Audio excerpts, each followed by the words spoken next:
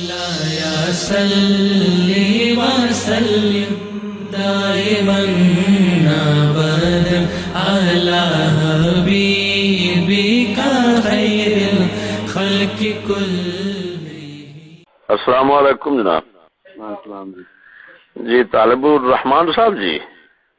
جی حضرت ایک دو پیچیدگیاں ہیں وہ تو ذرا مہربانی فرمائیں. یہ شیخ الاسلام صاحب کی کتاب ہے بیان و تلبیس الجہمیہ، اس کی جلد اول اور صفحہ نمبر 661 پر لکھا ہوا ہے کہ اللہ تبارک و تعالی کو اگر ایسی چیز کی طرح محتاج کہا جائے کہ جو چیز اس کے مشیت اختیار کے ساتھ ہو تو یہ استقمال بالغیر نہیں، استقمال بالذات ہوگا. یہ بات ٹھیک ہے؟ اور یہ کہنا کہ اللہ تعالی مخلوق کی طرف محتاج ہے، یہ بات ٹھیک ہے؟ جی ایسا کہنا صحیح نہیں ہے کہ اللہ تعالیٰ مخلوق کی طرح محتاج ہے. تو یہ عبارت آپ دیکھ لیں، آپ کے پاس بیان و تلبیس الجہمیہ ہوگی جی، الدار العثمانیہ والوں کی، صفحہ نمبر 661 پہلی جلد. اچھا، یہ مسئلہ جو استقمال بالغیر کا ہے یہ تو آپ سمجھتے ہوں گے نا؟ جی تو وہ عبارت پہ میں پڑھ دیتا ہوں کہ والامر المفتقر الیہ ما یکون من لوازم ذاتی و ما یکون قائما بمشیت و اختیار فیعود الامر الی انه مستقبل بذاتی و مشیت. تو کائنات ساری جو اللہ تعالیٰ کے امر و مشیت کے ساتھ ہے تو اس کے طرف اللہ تعالیٰ کو محتاج کہنا، حضرت صاحب فرما رہے ہیں کہ وہ ایسے ہی ہے جیسے اللہ کو اس کی ذات کی طرف محتاج کہنا. تو ان اللہ غنی علی العالمین، اور اللہ تعالیٰ سے کوئی محتاج مخلوق کا کہنا تو یہ تو شرک ہے، کفر ہے، صریح کفر ہے. یہ اس میں تو کوئی امت کا اجماع ہے. دیکھتا ہوں اس کے بارے میں. جی اب پھر کتنی دیر بعد ہم جناب کو تکلیف دیں؟ آج تو جمعہ ہے، میں کل دیکھتا ہوں. اور ایک سے دو تین سطر اوپر ایک بات لکھی ہوئی ہے کہ اللہ تبارک و تعالی جو ہے وہ امور وجودیہ اس کے لیے ثابت کرنا یہ کمال ہے. امور آدمیہ جو ہوتے ہیں ان کے ساتھ کوئی کمال نہیں ہوتا. لہذا یہ کہنا کہ اللہ تعالیٰ ظالم نہیں ہے، اللہ تعالیٰ کو نیند نہیں آتی، اونگ نہیں آتی، فلان، یہ امور آدمیہ ہیں، ان میں کہ یہ کوئی کمال نہیں ہے. جی اور یہ ایک بات یہ بھی اسی کتاب میں لکھی ہوئی ہے کہ اللہ تبارک و تعالیٰ چاہے تو مچھر پر بیٹھ جائے. جی ذرا یہ مہربانی کرنا. پھر کتنے بجے تکلیف دیں آپ کو؟ جمعہ کے بعد دیں؟ کل اسی وقت؟ بڑی مہربانی، ہم انتظار کریں. جی حضور، وہ حضور حوالہ بتانا میں بھول گیا تھا. یہ سب جو ہے نا مچھر پر بیٹھنے کی بات، یہ ہے 559 صفحے پر، 559 صفحہ. اور اللہ تعالیٰ جسم ہے، جسموں کی طرح نہیں ہے، یہ ہے صفحہ نمبر 411 پر.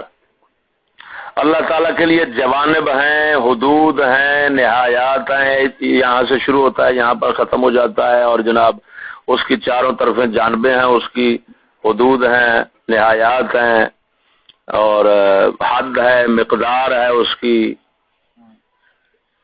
یہ چیزیں ہیں صفحہ نمبر 311 پر. جی اور واجد اللہ عنده ایک اور بات لکھی ہے، واجد اللہ عنده کے تحت. واجد اللہ عنده قرآن پاک میں یہ سورت کون سی سورت ہے؟ سورت نوح کے اندر ہے. نور سورت کے اندر ہے جی، کہ اللہ تعالیٰ نے مثال دی ہے کہ کافروں کے اعمال ایسے ہیں جیسے کہ ریت کے ٹیلوں پر چمکتا پانی نظر آتا ہے. تو جب بندہ اس کے پاس جاتا ہے تو واجد اللہ عنده، اللہ کو وہاں پاتا ہے. تو وہ کہتا ہے اللہ تعالیٰ کو پانے کے لیے ایسی جگہ پر چلے جاؤ، مل جائے گا. یہ حضرت صاحب نے صفحہ نمبر 312 پہ فرمایا ہے. 302 ہے، 302 ہے جی. اور یہ بھی لکھا ہے صفحہ نمبر 292 پر کہ اللہ تعالیٰ کے متعلق یہ کہنا کہ وہ شے ہے لیکن چیزوں کی طرح نہیں ہے. یہ اس کا مطلب ہے تو اس کو تم معدوم کر رہے ہو کہ جو شے چیزوں کی طرح نہ ہو تو معدوم ہو جائے گا. لہذا اللہ تعالیٰ کو کہنا چاہیے اللہ تعالیٰ شے ہے اور چیزوں کی طرح ہے. اور مشابہت کی نفی آپ اللہ تعالیٰ سے نہیں کرنی چاہیے، بالکل یا نفی نہیں ہونی چاہیے. یہ مہربانی فرما کر یہ آپ دیکھ لیں تو ہم انشاءاللہ کل آپ کو تکلیف دیں. بڑی میں جی طالب صاحب بول رہے ہیں، طالب الرحمان صاحب. جی گال کر. السلام علیکم جناب. جی وہ حضور آپ سے عرض کی تھی، کچھ سوالات تھے وہ شیخ الاسلام کی عبارات کے متعلق. میں کل ہماری پریس کانفرنس کی اس لیے ایک تو وقت میں مشغول رہا، دوسرا شیخ کی کتاب میرے پاس نہیں ہے، لائبریری میں چیک کی کتاب نہیں ہے. اچھا تو آپ عمر صدیق صاحب سے رابطہ کر لیں. کن سے جی؟ عمر صدیق صاحب ہیں یا زبیر علی زئی صاحب ہیں؟ اچھا یہ عمر صدیق صاحب کا پھر نمبر بتا دیں. آپ دوبارہ ریڈنگ کریں مجھے، میں نمبر نکالتا ہوں. اچھا مہربانی. السلام علیکم جناب. السلام جی. وہ جناب عمر صدیق صاحب سے تو رابطہ نہیں ہو رہا، فون بن جا رہا ہے ان کا، اور زبیر رئی صاحب جو ہے ان سے بات کی تو وہ تو علم اتنا رکھتے ہیں کہ وہ نو اور شخص کلی اور جزئی کا فرق نہیں جانتے، جبکہ شیخ الاسلام صاحب تو یہ ساری باتیں چھیڑ رہے ہیں. اور وہ شیخ الاسلام صاحب کہتے ہیں کہ کلام جو ہے نا اللہ تبارک و تعالیٰ کے محل حوادث بھی ہے، اور کائنات جو ہے یہ عالم جو ہے اس کو نو حادث بن نو، حادث بے شخص کہو، حادث بن نو نہ کہو. اب ظاہر بات ہے کہ نو اور شخص کلی جزئی کا فرق جانے گے تو یہ بات سمجھ آئے گی. ان کے بعد محل حوادث جو کہہ رہے ہیں تو محل حادث اور مخلوق میں کوئی فرق نہیں ہے. اب اس کا مطلب ہے اللہ تعالیٰ میں مخلوق داخل ہے، وہ محل حوادث ہے.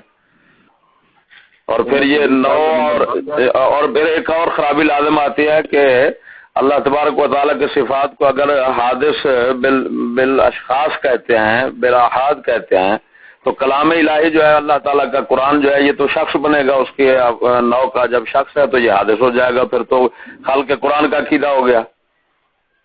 وہ آپ نے ان کا عمر صدیق صاحب کا نمبر بتا دیں گے جی کس وقت فون کیا تھا آپ نے انہیں؟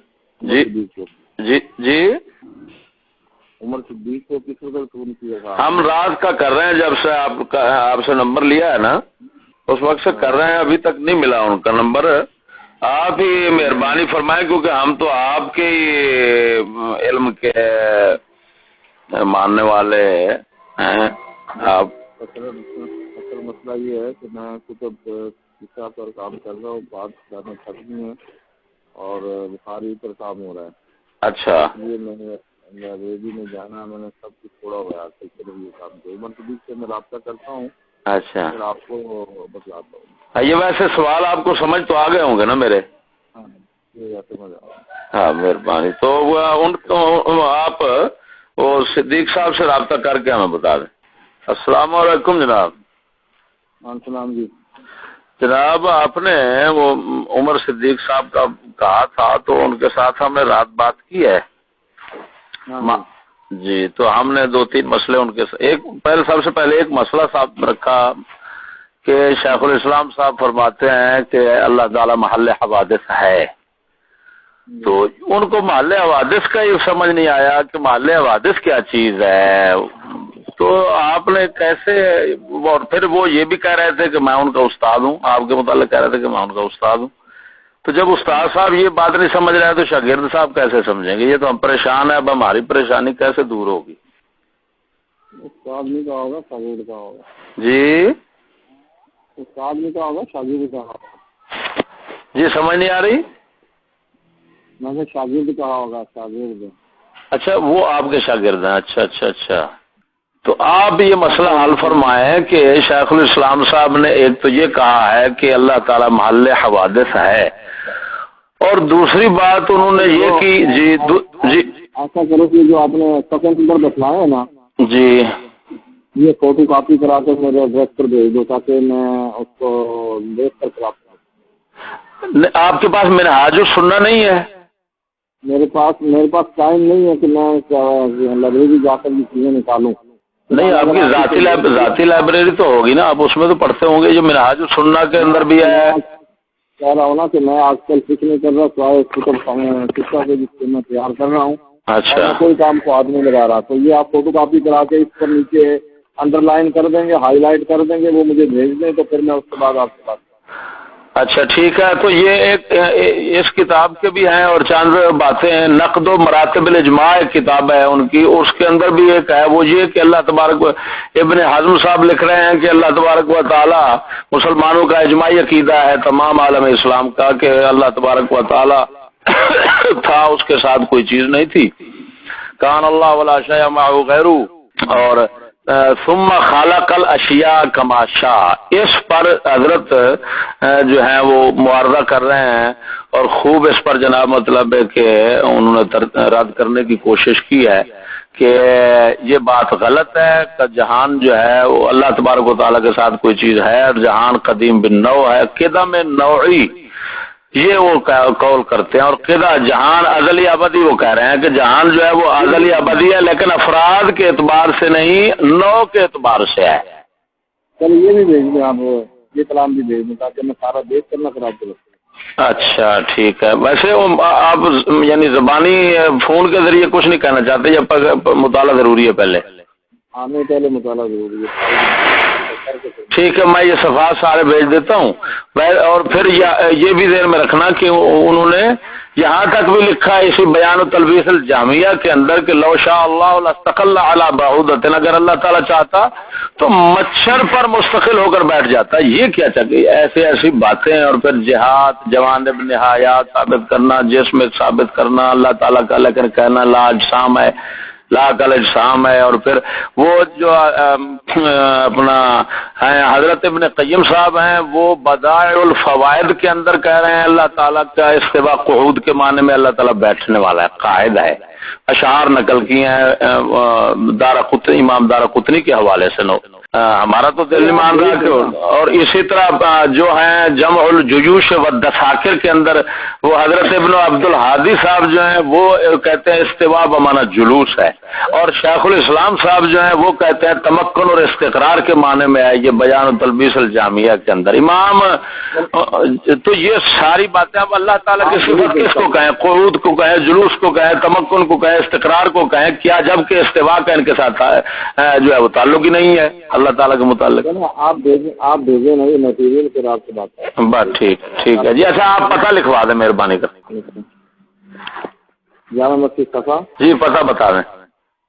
جامع مسجد صفا، جامع مسجد صفا، ہاں جی ٹھیک ہے، آگے F817، یہ 817 نمبر ہے یعنی گلی کے اندر مسجد کا، یہ پلاٹ کا نمبر ہے F817۔ ٹھیک ہے، آگے settler town Rawalpindi, settler town Rawalpindi. آپ کا نام لکھ دیں۔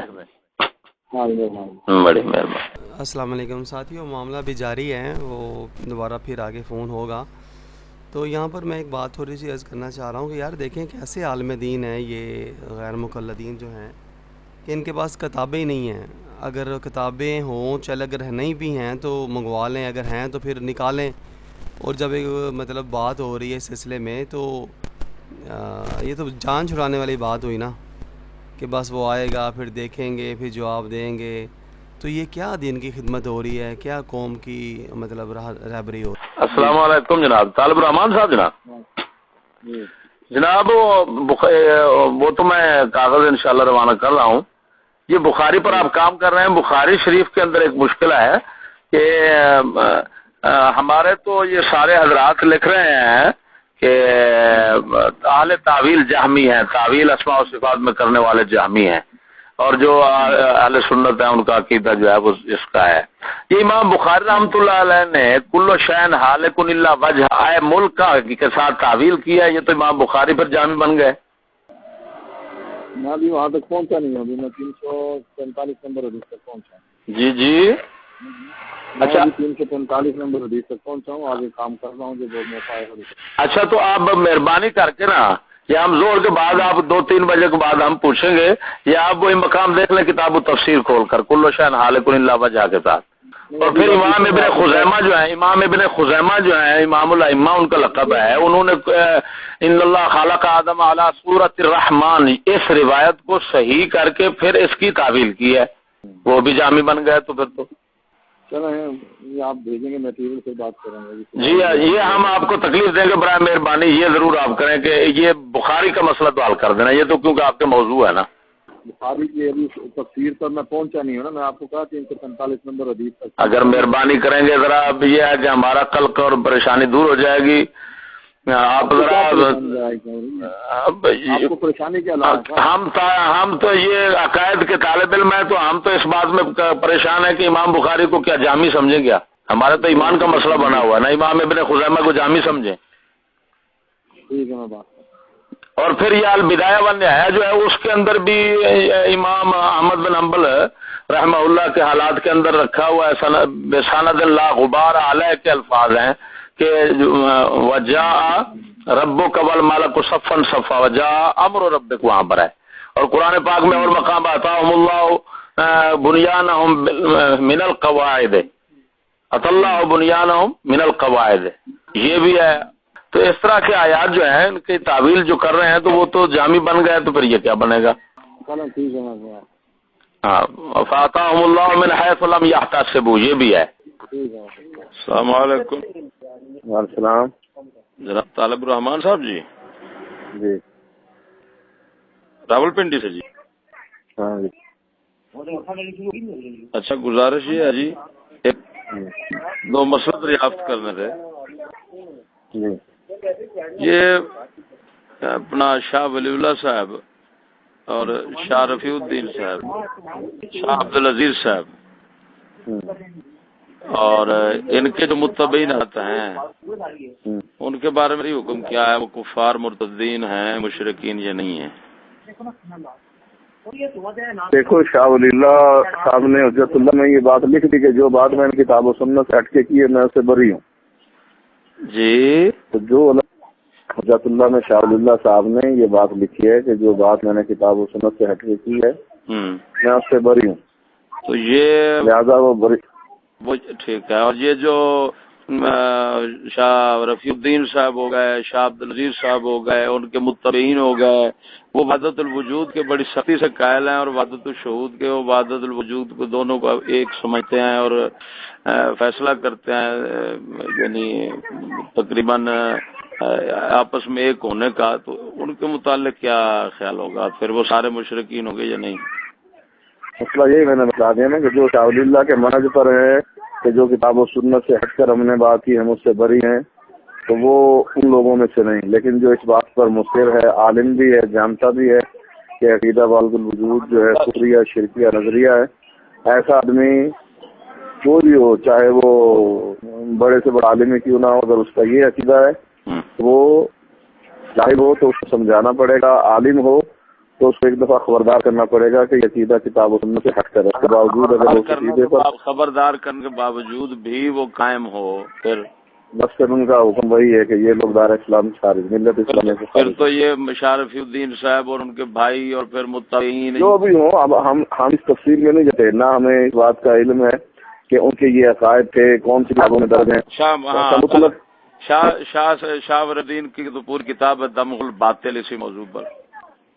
اور شاہ ولی اللہ صاحب، شاہ عبدالعزیز صاحب کے فتاوی میں سارا کچھ ہے. شاہ ولی اللہ صاحب کے جناب مکاتیب کے اندر المکتوب المدنی کے نام سے یہ سارا مکتوب ہے پورا شیخ اسماعیل کے ہاں جو انہوں نے لکھا تھا.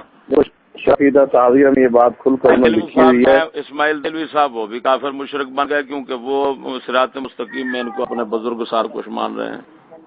صراط مستقیم کے صراط آخری کتاب چونکہ شاہ اسماعیل کی تشریح قرآن ہے، لہٰذا وہ عقیدے کی صحیح ترین کتاب ہے. اچھا تو یہ پتہ لگتا ہے کہ ان کا عقیدہ وہی ہے جو آخری کتاب میں درج ہے. یعنی باقی وہ شاہ اسماعیل صاحب کا پھر عقیدہ یہی ہوا کہ ان کے خاندان سارا کافر مشرک ہے، صرف وہی صاحب توحید نکلا.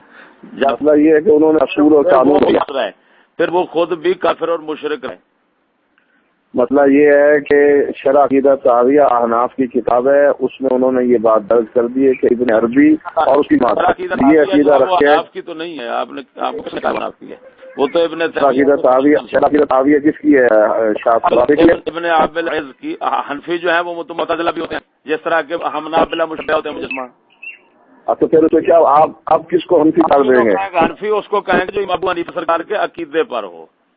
علامہ ابن عیسیٰ کے سرکار کے دیوبندی کوئی بھی عقیدے پر نہیں ہے, سب کہتے ہیں کہ ہم تو ماتریدی اور شرعی ہیں. نہیں کہنے سے عقیدہ امام صاحب کا غلط ہے تو ایک ہے کہنا, ایک ہے حقیقت, اس میں بہت فرق ہوتا ہے. دعوے اور حقیقت میں کتنا فرق ہوتا ہے؟